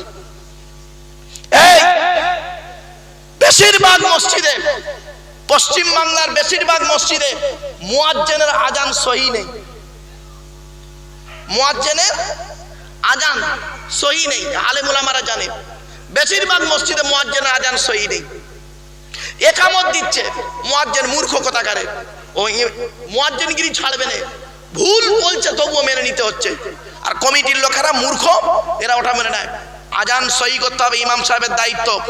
এই ইমাম সাহেব ভাইদেরকে বলে যাচ্ছি, মসজিদের মুয়াজ্জিনের আজান যেন শুদ্ধ হয়, শুদ্ধ আজান দেয় যেন, ভুল হলে সঙ্গে সঙ্গে সংশোধন করবে।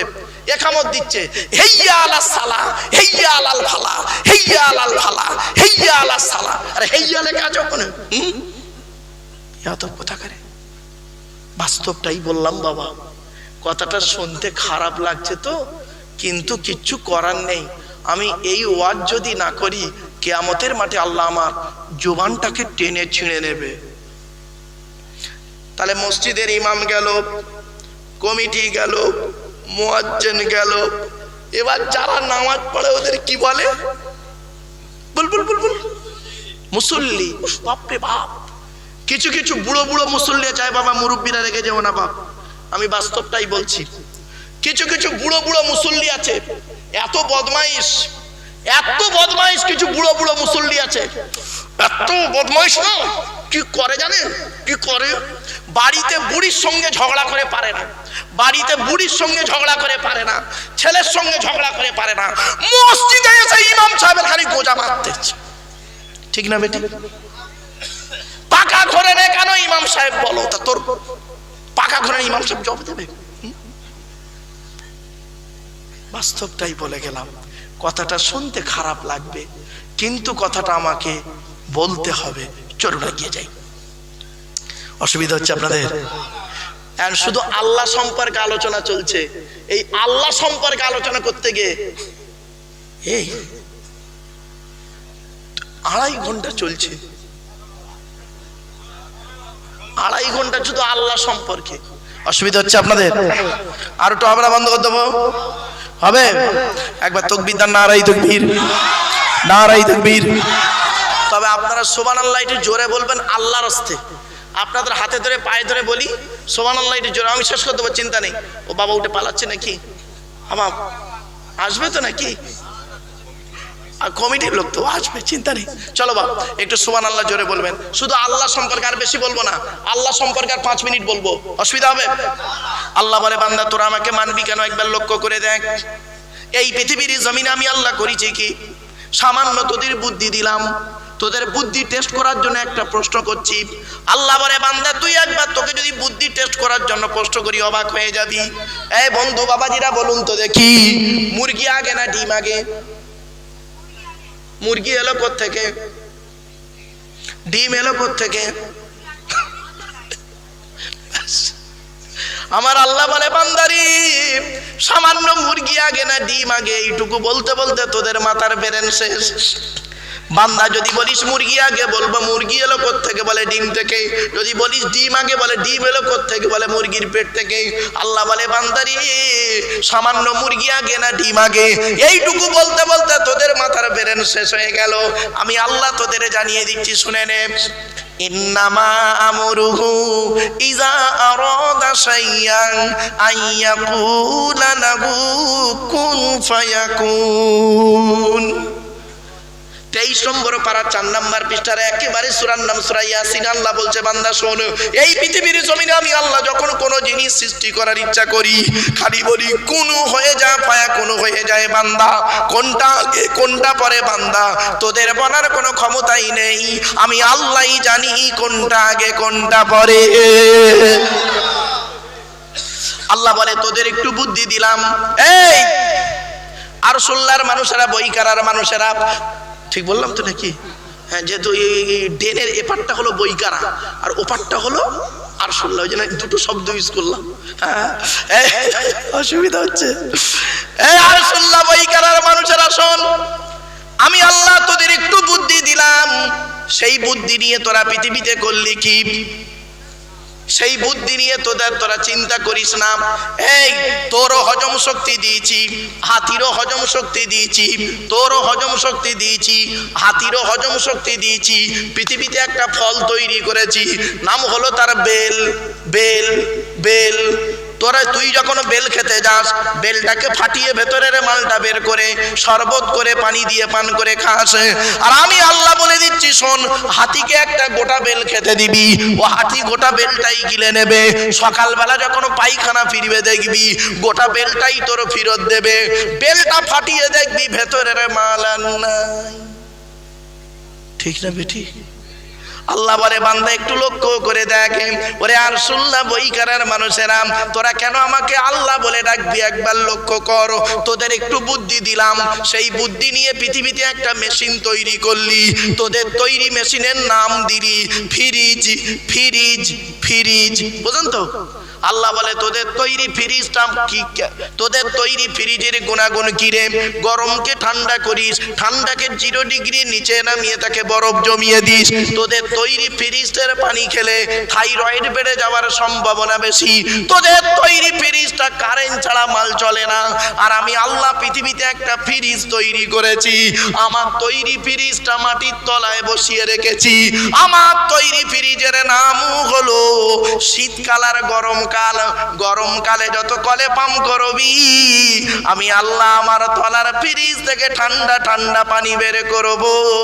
আর শীতকালে যত কলে পাম্প করবি, আমি আল্লাহ আমার তলার ফ্রিজ থেকে গরম গরম পানি বের করব। কিছু বুঝতে অসুবিধা হচ্ছে বাপ? শুধু আল্লাহ সম্পর্কে আপনাদেরকে ধারণা দিলাম 2.5 ঘন্টা, 9:30 থেকে 12টা আল্লাহ সম্পর্কে বলেছি। আর আল্লাহ সম্পর্কে আলোচনা নয়, এবারে নবী সম্পর্কে আলোচনায় যাচ্ছি। নবী হতে গেলে তার পরিচয় হলো 3টে। তাড়াতাড়ি তাড়াতাড়ি। 1 নাম্বার যিনি নবী হবেন তার চরিত্র উত্তম হতে হবে। 2 নাম্বার যিনি নবী হবেন তার উপরে আল্লাহর তরফ থেকে ওহী নাযিল হতে হবে। 3 নাম্বার যিনি নবী হবেন তার দ্বারায় অলৌকিক ঘটনা ঘটতে হবে, যাকে বলে মুজিজা। বন্ধুরে বাস্তব কথাটা বলে যাচ্ছি, এই পৃথিবীতে যত নবী এসেছেন প্রত্যেক নবীর মাধ্যমে আল্লাহ পাক 1 থেকে 50টার ভিতরে মুজিজা দিয়েছেন। আমার নবী বিশ্ব নবী, কুল কায়নাতের নবী মুহাম্মদুর রাসূলুল্লাহ সাল্লাল্লাহু আলাইহি ওয়াসাল্লামের উপরে আল্লাহ পাক 1000-এরও বেশি মুজিজা দিয়েছেন। সেই 1000 মুজিজার ভিতরে সর্বশ্রেষ্ঠ হলো এই কোরআন মাজিদ নাযিল করা। কি অসুবিধা হচ্ছে? হ্যাঁ, ও ফেরেশতারা, বুঝতে পেরেছি। হোক হোক হোক বাবা, ওসব যুবক ছেলেদের দেখেছেন? ও আয় তোরা বস, তোদের প্রেম করিয়ে বিয়ে দিয়ে আজ বাড়ি পাঠাবো, চিন্তা নেই। আজ ইয়াং ছেলে সব চলেন। এবার আছে, 1 মিনিট এদিকে এদিকে প্লিজ অ্যাটেনশন। এই ডিস্টার্ব, ওই বাবুটি আসলে ওই ওই ওই কোনটা খুলে দিলে আচ্ছা থাক, ওই ডিঙিয়ে ডিঙিয়ে সব উঠে পড়ছে। একবার দরুদ শরীফ আল্লাহুম্মা।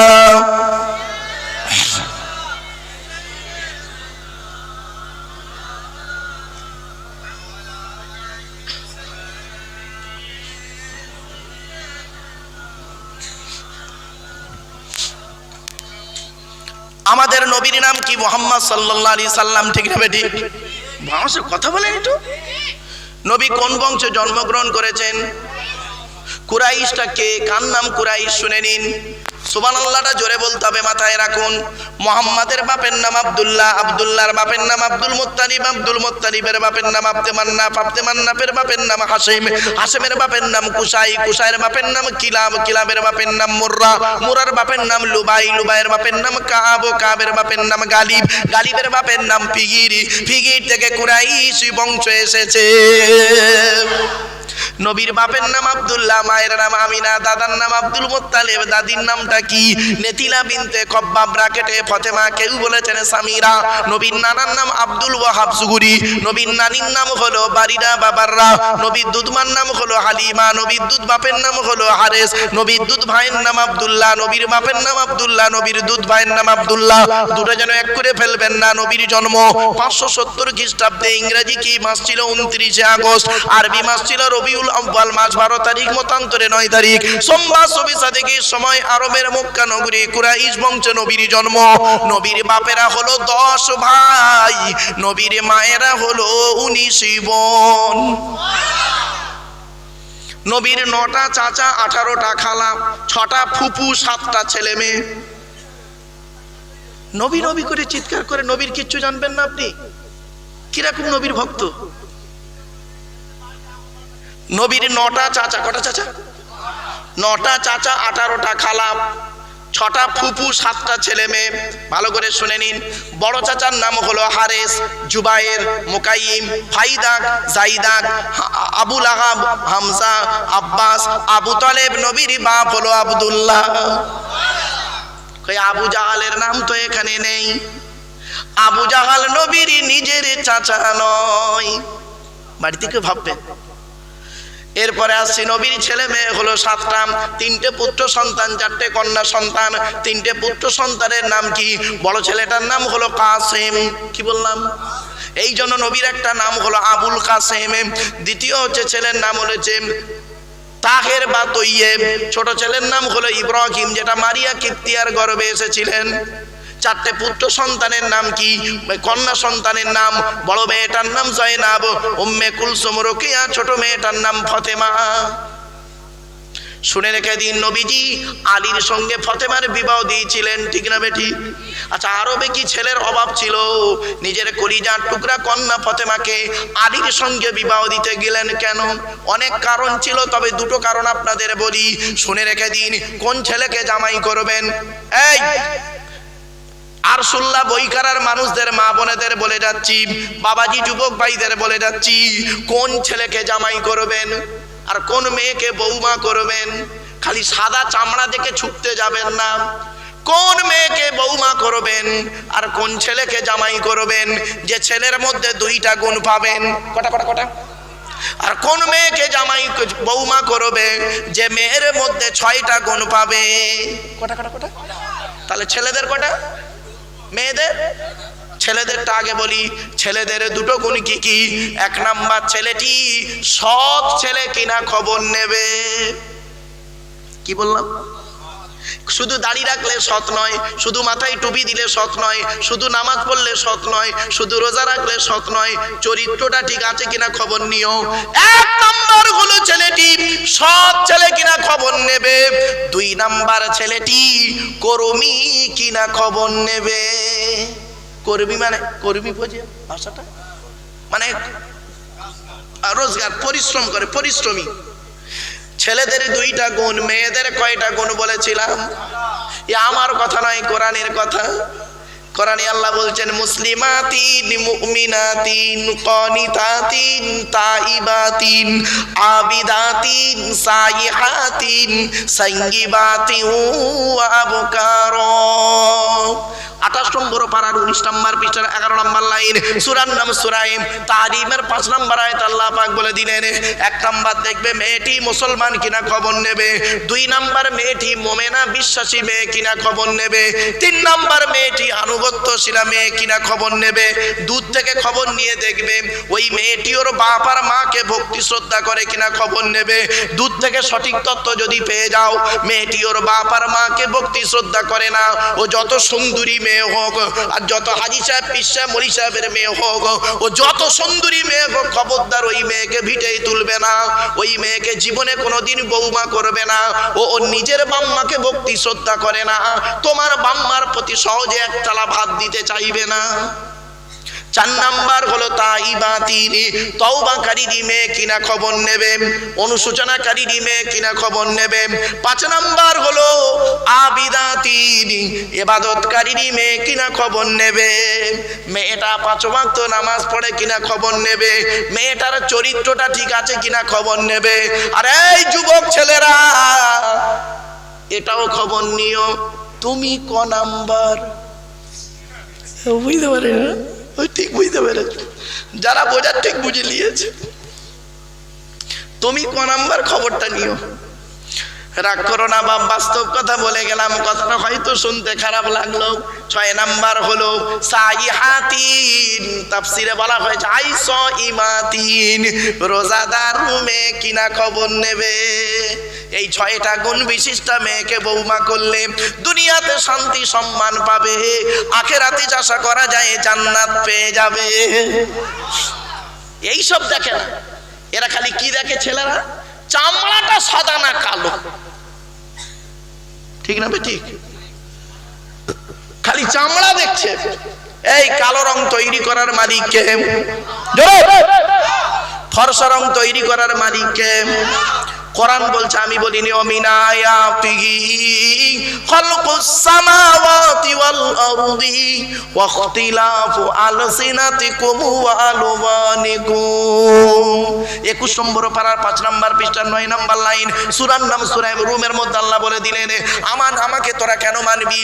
আমার নিদর্শনের ভিতর থেকে একটা দেখবি, তোদের গায়ের রংটা আলাদা করে দিয়েছি, তোদের মুখের ভাষাটাও আমি আল্লাহ আলাদা করে পাঠিয়েছি। এই পুত্র সন্তান দেওয়ার মালিক কে? কন্যা সন্তান দেওয়ার মালিক কে? তাহলে কন্যা সন্তান দেওয়ার মালিক যদি আল্লাহ হয়, তাহলে একটা মেয়ে ছেলের 4টে কন্যা হয়েছে বলে তার স্বামী তাকে বলেছে তোর পেটে, তার শাশুড়ি তাকে বলে তোর পেটে বেটা ছেলে নেই। খবরদার নয়, শুনে রেখে দিন, কন্যা সন্তান আল্লাহর রহমত। এই কোরআনের দলিল দিয়ে যাচ্ছি, শুনে রেখে দিন। আল্লাহ পাক বলেন, লিল্লাহি মুলকুস সামাওয়াতি ওয়াল আরদি ইয়াখলুকু মা ইয়াশা ইয়াহাবু লিমান ইয়াশাউ ইনাসা ওয়া ইয়াহাবু লিমান ইয়াশাউ যুকুর আও ইযাওবিজুহুম যুকরানা ওয়া ইনাসা ওয়া ইয়াজআলু মান ইয়াশাউ আকিমা।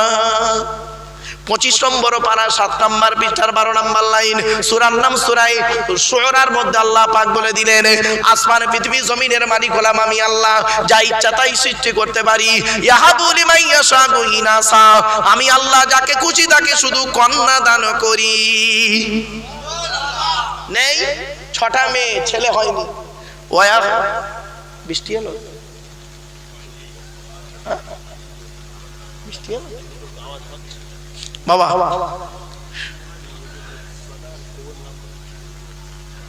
আমার বাপেরা, অনুরোধ করে বলে যাচ্ছি আপনাদেরকে, বাড়িতে গিয়ে চিন্তা করবেন। শুধু তাই নয়, বিশ্বনবী মুহাম্মদ সাল্লাল্লাহু আলাইহি ওয়াসাল্লামের হাদিস মোতাবেক জীবন যাপন করবেন। নবীজি যেভাবে খেয়েছেন, যেভাবে শুয়েছেন, সেইভাবে আপনার কাজগুলো করতে হবে। বাপেরা শুনে রেখে দিন, আল্লাহ পাক আল্লাহর নবী মুসা, সংক্ষেপে বলে দিচ্ছে, বৃষ্টি যখন আসছে হালকা হালকা, নবী মুসা আলাইহিস সালামের একটা কথা, আল্লাহর নবী মুসা একদিন আল্লাহকে বলছে, আল্লাহ আপনি যখন খুশি হন বান্দার উপরে কি করেন? আল্লাহ পাক বললেন, মুসা রে, আমি আল্লাহ খুশি হয়ে যাই বান্দার উপরে, তখন আকাশ থেকে পানি বর্ষণ করি। 2 নাম্বার মুসা আল্লাহকে বলছে, আল্লাহ আপনি তার থেকে বেশি খুশি হলে কি করেন?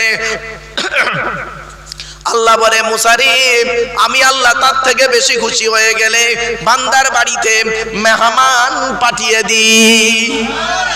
অনেকের বাড়িতে মেহমান এলে দেখবেন মুখটা বেঁকে যায়, ঠিক না বেঠিক? খবরদার নয়। 3 নম্বরে মুসা আল্লাহকে বলছেন, আল্লাহ আপনি সব থেকে বেশি খুশি হলে কি করেন? আল্লাহ বলে, মুসা বান্দার উপরে যখন সব থেকে বেশি খুশি হয়ে যাই, তখন আমি আল্লাহ কি করি? তার বাড়িতে কন্যা সন্তান দান করি। এজন্য যাদের বাড়িতে কন্যা সন্তান আছে, আল্লাহর রহমত ঝরে ঝরে পড়বে। বাপেদেরকে অনুরোধ করে বলে যাচ্ছি, মেয়ে ছেলে হয়েছে বলে তাদেরকে খারাপ পথে দেখবেন না, বাঁ চোখ দেখাবেন না। ছোট্ট একটা উদাহরণ দিয়ে যাচ্ছি। আল্লাহর নবী বললেন, 3 ব্যক্তির দোয়া আল্লাহর দরবারে কবুল হয়, কোনো মিস যায় না। 1 নাম্বার হলো দাওয়াতুল মাজলুম, অত্যাচারকৃত মানুষের দোয়া আল্লাহর দরবারে কবুল হয়ে যায়। কোন স্বামী যদি তার স্ত্রীর উপরে অন্যায়ভাবে অত্যাচার করে, ওই স্ত্রী যদি বলে, খোদা গো আমি অন্যায় করিনি, আমার স্বামী আমার উপরে নির্মমভাবে অত্যাচার করছে, আল্লাহর তরফ থেকে গজব পড়বে, বলতে আর হবে না। অনেক শাশুড়ি আছে দেখবেন, নিজের মেয়েকে খাইয়ে নিয়ে ঘরের ভেতর ঢুকে পড়লো, বৌমা পরের মেয়ে খেয়েছে কিনা খবর নিল না। ও শাশুড়ি মায়েরা শুনে রেখে দিন, বৌমা পরের মেয়েকে যদি আপন করতে না পারেন, আল্লাহ আপনারও মেয়ে দিয়েছে, লোকের বাড়ি বৌমা হয়ে যাবে, আল্লাহর তরফ থেকে গজব পড়বে, বলতে আর হবে না। অনেক ননদ আছে দেখবেন, ভাইয়ের কানে কামড়াচ্ছে, যাতে ভাই ভাবিকে মারেই ধান্দা করে। এ যুবতী মোয়ের বোনেরা শুনে নাও, ঘুঁটে পড়ে গোবর হাসে, ঘুঁটে বলে তোরও একদিন আছে। তুমি ভাবি পরের মেয়েকে যদি আপন করতে না পারো, তোমাকেও একদিন লোকের বাড়ি ভাবি হয়ে যেতে হবে, আল্লাহর তরফ থেকে গজব পড়বে, বলতে আর হবে না। অনেক বৌমাও আছে দেখবেন ডেঞ্জার, স্বামীর ইনকাম বেশি, স্বামীটাকে নিয়ে ছেলেটাকে মেয়েটাকে নিয়ে খালি আলাদা খাবার ধান্দা করে। একই দিয়ালের এপারে স্বামী স্ত্রী ছেলে মেয়েকে নিয়ে মুরগির মাংস দিয়ে ভাত খায়, আর দিয়ালের ওপারে শ্বশুর শাশুড়ি বুড়ো বুড়ি আলু ভর্তা ডাল খাচ্ছে। ওই বৌমার একটু বিবেকে বাঁধলো না। আজকের আমার বাম্মা যদি দিয়ালের ওপারে থাকতো, আমি গোপনে 1 পেয়ালা তরকারি দিয়ে আসতাম। অনেক মেয়ে শাশুড়ি আছে দেখবেন, অনেক শাশুড়ি আছে দেখবেন, নিজের মেয়ের পেটে বাচ্চা, বৌমার পেটে বাচ্চা, মেয়ের পেটে বাচ্চা, বৌমার পেটে বাচ্চা, মেয়েটারকে খুব ভালো মন্দ করে ফলমূল করে খাওয়াচ্ছে, আর বৌমাকে সারাদিন গাদার মতো খাটাচ্ছে। একদিন বৌমা উঠতে পারেনি, কষ্ট হচ্ছে, কাজ করতে পারেনি বলে পাড়ায় পাড়ায় বলে বেড়াচ্ছে, আমরার পেটে বাচ্চা ধরিনি, ও একাই শুধু পেটে বাচ্চা ধরেছে। অনুরোধ করে বলে যাচ্ছি, 1 ঘন্টা ন্যায় বিচার করাম 60 বছর ইবাদতের সমতুল্য। ন্যায় বিচার করতে শেখো। শুধু তাই নয়, 2 নাম্বার হলো ওয়াদাবাতুল মুসাফিরি, মুসাফিরের দোয়া আল্লাহর দরবারে কবুল হয়। 3 নাম্বার হলো ওয়াদাবাতুল ওয়ালিদি আলা ওয়ালাদিহি, কোন বাপ আর মা যদি নিজের কলিজার টুকরা সন্তানের জন্য দোয়া চেয়ে যায়, বিদ্যুতের থেকে দ্রুত গতিতে বাম্মার দোয়াটা আল্লাহর দরবারে কবুল হয়ে যায়। এজন্য অনুরোধ করে বলে যাচ্ছি, যাদের বাড়িতে বুড়ো বুড়ি বাপ আর মা বেঁচে আছে, যাদের বাড়িতে বুড়ো বুড়ি বাপ আর মা বেঁচে আছে, জীবনে কোনোদিনই বুড়ো বুড়ি বাম্মাকে কাঁদায়ও না। বাড়ি থেকে যখন বেরোবে, বাড়ি থেকে যখন বেরোবে, বাপ আর মায়ের দোয়া নিয়ে বাড়ি থেকে বেরোবে। বাপ আর মায়ের দোয়া যদি তোমার সঙ্গে থাকে, লরির তলার ভিতরে ঢুকে যাবে, গাড়ির তলার ভিতরে ঢুকে যাবে, আমার আল্লাহ করবে কি বাম্মার দোয়ার ওসিলায় গাড়ির তলার ভেতর থেকে জীবিত টেনে বের করে আনবে। এই আল্লাহর নবীদের পরই স্থান হলো বাপ আর মায়ের। এই কোরআনে রয়েছে বাম্মার খেদমত করতে হবে কোথায় কোথায়। আমি খালি বলি আর আপনারা গুনতে শুরু করুন। 1 নম্বর পারার 11 নম্বর পৃষ্ঠা 12 নম্বর লাইন, সূরার নাম সূরা বাকারা, ওয়াবিল ওয়ালিদাইনি ইহসানা, বাম্মার খেদমত করো। 2 নম্বর পারার 12 নম্বর পৃষ্ঠা 13 নম্বর লাইন, সূরার নাম সূরা বাকারা, ইয়াসআলুনাকা মাযা ইউনফিকুন কুল মা আনফাকতুম মিন খায়রিন ফালিল ওয়ালিদাইনি ওয়াল আকরাবিন, বাম্মার খেদমত পিছনে পয়সা ব্যয় করো। 5 নম্বর পারা 3 নম্বর পৃষ্ঠা 3 নম্বর লাইন, সূরার নাম সূরা নিসার 36 নম্বর আয়াত, ওয়াবুদুল্লাহা ওয়া লা তুশরিকু বিহি শাইয়্যা ওয়া বিল ওয়ালিদাইনি ইহসানা, বাম্মার খেদমত করো। 8 নম্বর পারা 7 নম্বর পৃষ্ঠা 11 নম্বর লাইন, সূরার নাম সূরা আনামের 151 নম্বর আয়াত, লা তুশরিকু বিহি শাইয়্যা ওয়া বিল ওয়ালিদাইনি ইহসানা, বাম্মার খেদমত করো। 15 নম্বর পারা 3 নম্বর পৃষ্ঠা 7 নম্বর লাইন, সূরার নাম সূরা বানি ইসরাঈল, ওয়া ক্বাদা রাব্বুকা আল্লা তা'বুদু ইল্লা ইয়্যা ওয়া বিল ওয়ালিদাইনি ইহসানা, বাম্মার খেদমত করো। 21-20 নম্বর পারা 16 নম্বর পৃষ্ঠা 3-4 নম্বর লাইন, সূরার নাম সূরা বানী আনকাবুত। ওয়াসাইনাল ইনসানা বিওয়ালিদাইহি হুসনা, বাম্মার খেদমত করো। 21 নম্বর পারার 11 নম্বর পৃষ্ঠা 6 নম্বর লাইন, সূরার নাম সূরা লোকমান। ওয়াসাইনাল ইনসানা বিওয়ালিদাইহি হামালাতহু উম্মুহু ওয়াহনান আলা ওয়াহনিন, বাম্মার খেদমত করো।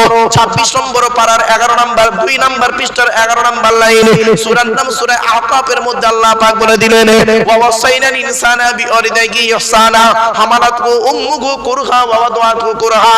তোরা তোদের বাপ আর মায়ের সেবা যত্ন করো। তোদের মা তোদের বড় কষ্ট করে গর্ভে ধারণ করেছে, দুনিয়ার মুখটা বড় কষ্ট করে দেখিয়েছে। সন্তান তুমি যত বড় আলেম হাফেজ মাস্টার ডাক্তার ইঞ্জিনিয়ার প্রফেসর হও না কেন, ইন্নাল জান্নাতা তাহতা কুদামিল উম্মাহাত, হে ছেলে মেয়েরা তোদের জান্নাত হলো তোদের বাপ আর মায়ের পায়ের তলায়। বাপের ভাত দেয় না, মার ভাত দেয় না, সে আমার ওয়াজ শুনবে। বাপকে একটা লুঙ্গি কিনে দিয়েছে, তার দাম 300 টাকা। অবাগিনী মা বাপকে, জন্মদাতা বাপকে একটা লুঙ্গি কিনে দিয়েছে, তার দাম 300 টাকা। শ্বশুরকে যে মালটা কিনে দিয়েছে তার দাম 1300 টাকা। অবাগিনী মাকে একটা শাড়ি কিনে দিয়েছে, তার দাম 500 টাকা। শাশুড়িকে যে মালটা কিনে দিয়েছে তার দাম 2500 টাকা। লজ্জা করে না? জাতির কলঙ্ক, সমাজের কলঙ্ক। নবীজি বলেছেন কিয়ামতের আলামত হলো নিকটবর্তী লোকের সঙ্গে মহব্বত থাকবে না, দূরবর্তী লোকের সঙ্গে মহব্বত তৈরি হবে। ঠিক না বেটি? নিজের বাপকে আব্বা বলে রাখে না, অন্যকে আব্বাজান বলে ডাকে মুসলমানের বাচ্চা। শুধু তাই নয়, নিজের বাপের প্রতি ভক্তি নেই, শ্বশুরের প্রতি ভক্তি বেশি। নিজের মায়ের প্রতি ভক্তি নেই, শাশুড়ির প্রতি ভক্তি বেশি। নিজের মায়ের পেটের ভাইয়ের প্রতি ভালোবাসা নেই, স্ত্রীর ভাই শালার প্রতি মায়া মমতা ভালোবাসা বেশি। নিজের মায়ের পেটের বোনের প্রতি ভালোবাসা নেই, স্ত্রীর বোন শালীর প্রতি ভালোবাসা বেশি। ঠিক না বেটি? বাস্তবটাই বললাম বাপ। এরা ওয়াজ যদি না করি কিয়ামতের মাঠে আল্লাহ আমার জবানটাকে টেনে ছিঁড়ে নেবে। বাস্তব কথাটাই তুলে ধরলাম। বাপ চলে গেছে, মা চলে গেছে, ভাই চলে গেছে, বোন চলে গেছে। ছোট্ট একটা প্রশ্ন আপনাদের করি, শুনে রেখে দিন। মায়ের ছোট্ট পেটে ছেলের জায়গা হয় 10 মাস 10 দিন। কদিন? মায়ের ছোট্ট পেটে ছেলের জায়গা হয় 10 মাস 10 দিন। আর মায়ের ছেলের 5 কামরা ঘরে অভাগিনী মায়ের একটু শোয়ার জায়গা হয় না। ঠিক না বেটি? শুধু তাই না, এই ছেলে কখন লাথি মারলে মা হাসে, আর ছেলে কখন লাথি মারলে মা কাঁদে। ছেলে যখন মায়ের পেটে থাকে, যখন লাথি মারে তখন মা হেসে ফেলে, বাচ্চা আমার বেঁচে আছে, ভালো আছে। মায়ের পেটের ভিতরে বাচ্চা যখন লাথি মারে তখন মা হাসে, আর মায়ের পেট থেকে বের হয়ে এসে পৃথিবীর বুকে কারোর কথা শুনে যদি মাকে লাথি মারে মা তখন কাঁদে। ঠিক না বেটি? আমার বাপেরা, কথাগুলো শুনতে খারাপ লাগছে, কিন্তু আমাকে বলতে হবে। আমি যদি এই কথা না বলি কিয়ামতের মাঠে আল্লাহ জবান টেনে ছিঁড়ে নেবে। এই পৃথিবী শুরু হয়েছে একদিন, এই পৃথিবী ধ্বংস হবে একদিন। ঠিক না বেটি? 1 নম্বর পৃথিবী ধ্বংসের লক্ষণ নবীজি বললেন আইয়ুর ফাল ইলম, সমাজ থেকে বিদ্যা উঠে চলে যাবে, বিদ্যা উঠে চলে যাবে। আজ মাধ্যমিক, উচ্চ মাধ্যমিক, বিএ পাস, এমএ পাস, আলেম হাফেজ মাস্টার ডাক্তার ইঞ্জিনিয়ার প্রফেসর বেড়ে গেছে। বুড়ো বুড়ি বাম্মার অনেকে ভাতও দেয় না, খবরও নেয় না। ঠিক না বেটি? কত আছে দেখবেন, টাউনে গিয়ে ঘর ভাড়া করে আছে, বউটাকে নিয়ে ছেলেটাকে নিয়ে, ছেলেটাকে নিয়ে রয়েছে ঘর ভাড়া করে। বাম্মাকে দেখেও না, খবরও দেয় না, টাকাও পাঠায় না। কথা বলবো, what is the definition of education? Education কাকে বলে? যাকে তাকে শিক্ষা বলে না। শুনে নিন, E D U C A T I O N, এক একটা লেটারের এক একটা গুণাগুণ আছে, তবেই তাকে এডুকেশন বা শিক্ষা বলে। ই থেকে ইগারডি, ডি থেকে ডেভেলপমেন্ট, ইউ থেকে ইউনিভার্সাল, সি থেকে ক্যাপাবিলিটি, এ থেকে অ্যাক্টিভ, টি থেকে টলারেন্স, আই থেকে ইন্টেলিজেন্ট, ও থেকে ওবিডিয়েন্স, এন থেকে ন্যাচারাল। এতগুলো গুণে গুণান্বিত বস্তুকে বলা হয় এডুকেশন বা শিক্ষা। যাকে তাকে শিক্ষা বলে না। শিক্ষাটা নেবে কে? যে নেবে তাকে বলা হয় স্টুডেন্ট। এই স্টুডেন্ট কাকে বলে? যাকে তাকে স্টুডেন্ট বলে না। পড়লেই খালি স্টুডেন্ট নয়, স্টুডেন্ট হতে গেলে তার কতগুলো গুণ থাকতে হবে। এস থেকে স্টাডি, টি থেকে ট্রুথফুল, সত্যবাদী হতে হবে। এখনকার ছাত্র ছাত্রীরা বেশি মিথ্যাবাদী। ঠিক না বেটি? এখন লেখাপড়া কোথায় হয় জানেন? শুনে নিন, লেখাপড়া কোথায় হয়? পেচ্ছাপখানায়, পায়খানায়। পেচ্ছাপখানায়, পায়খানায় লেখাপড়া হচ্ছে। আমার স্কুলের সেন্টার পড়ে, মাধ্যমিকের সেন্টার, আলেম ফাজেলের সেন্টার পড়ে। হাস্যকর ব্যাপার, দুঃখের বিষয়। সেন্টারের সময় দেখবেন পায়খানা পেচ্ছাবখানায় বইয়ের পৃষ্ঠা ছিঁড়ে টুকলি মাইক্রো জেরক্স ফেলে রেখে দিয়ে চলে আসে, অন্য ছেলেকে পেচ্ছাব ফিরে চলে আসে। টুকলি করে পাস করলে, টুকলি করে চুরি করে পাস করলে সেই ছেলেটা 20 বছর পরে স্টেজে এসে লেকচার দিচ্ছে, সেই ছেলেটা আবার ডাক্তার, সেই ছেলেটা একজন কলেজের প্রফেসর।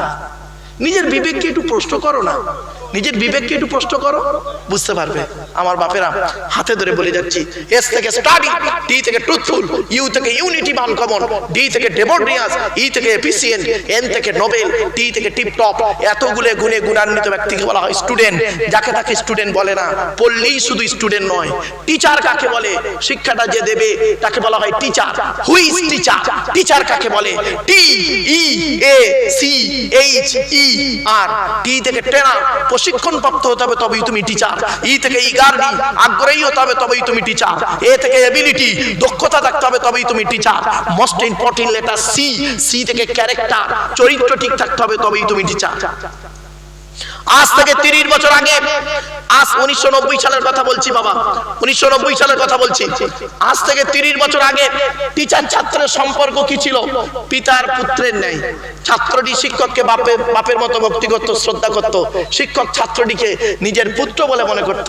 এখন কি হয়েছে শুনবেন? টিচার ছাত্রের সম্পর্ক বন্ধু, বিড়ি চেয়ে খায়, খৈনি মলে দেয়। আজ থেকে 30 বছর আগে টিচার ছাত্রীর সম্পর্ক কি ছিল?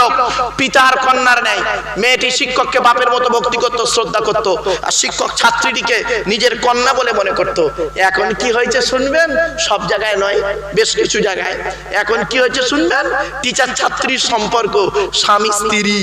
প্রাইভেট পড়াতে দিয়েছে, আরবি করাতে দিয়েছে, ইংরেজি করাতে দিয়েছে, হারামখোরটা বেটাও পড়িয়ে নিয়ে বসে আছে।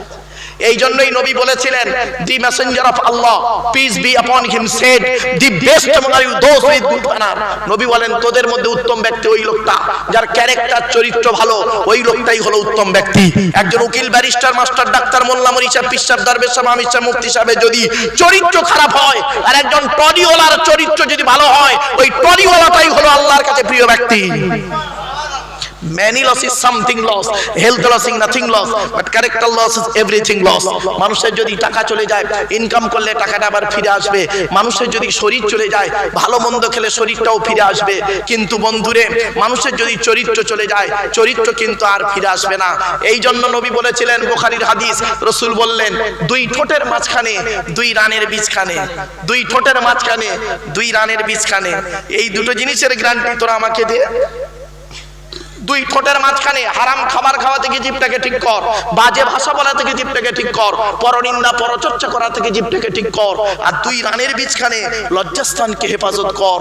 দুই ঠোঁটের মাঝখানে দুই রানের বীজখানে, এই দুটো জিনিসের গ্যারান্টি তোরা আমাকে দে, আমি মুহাম্মদ সাল্লাল্লাহু আলাইহি ওয়াসাল্লাম তোদের জান্নাতের গ্যারান্টি দিয়ে দেব। যান, বাড়ি চলে যান, গিয়ে দেখবে হয় চাচার নিচে খারাপ, নয় চাচার উপরে খারাপ। ঠিক না বেটি?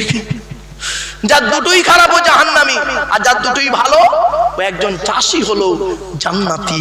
জোরে বলুন সুবহানাল্লাহ। এই থেকে অনেস্টি, সততা থাকতে হবে, তবেই তুমি টিচার। এই থেকে আরবি, টিচার হতে গেলে আগে আগে আসতে হবে। লাস্ট লেটার ইজ আর, আর থেকে রেগুলারিটি, নিয়মিত ক্লাস করতে হবে। ট্রেনার, ইগারডি, এবিলিটি, ক্যারেক্টার, অনেস্টি, আরবি, রেগুলারিটি, এতগুলো গুণ যার মধ্যে আছে, he is a really teacher. তিনি হলেন সত্যিকারের একজন টিচার। আমার বলার উদ্দেশ্যটা কি?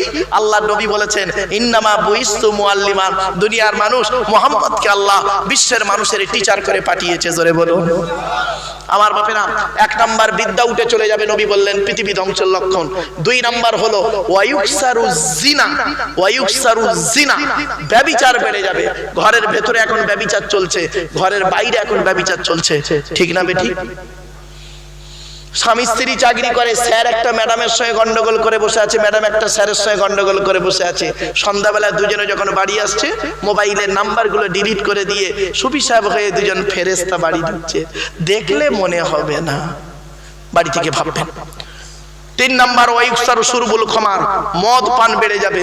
এখন বাংলা মালের বাজার ভালো চলে না, বাংলা মালের বাজার ভালো চলছে না, যা চলে ইংলিশ মাল।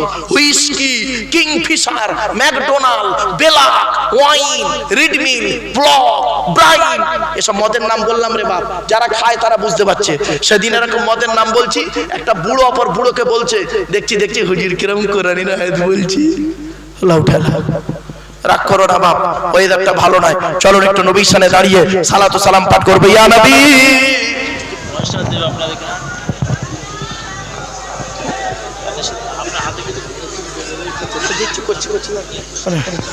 বাপেরা একটু ভিতরে ঢুকে আসেন বাবা, বাইরে কেউ থাকবেন না, ভিতরে ঢুকে আসেন বাবা, ভিতরে ঢুকে আসেন বাবা, ভিতরে ভিতরে ভিতরে চলে আসেন, ভিতরে চলে আসেন, বাইরে কেউ থাকবেন। আচ্ছা মা বোনেদের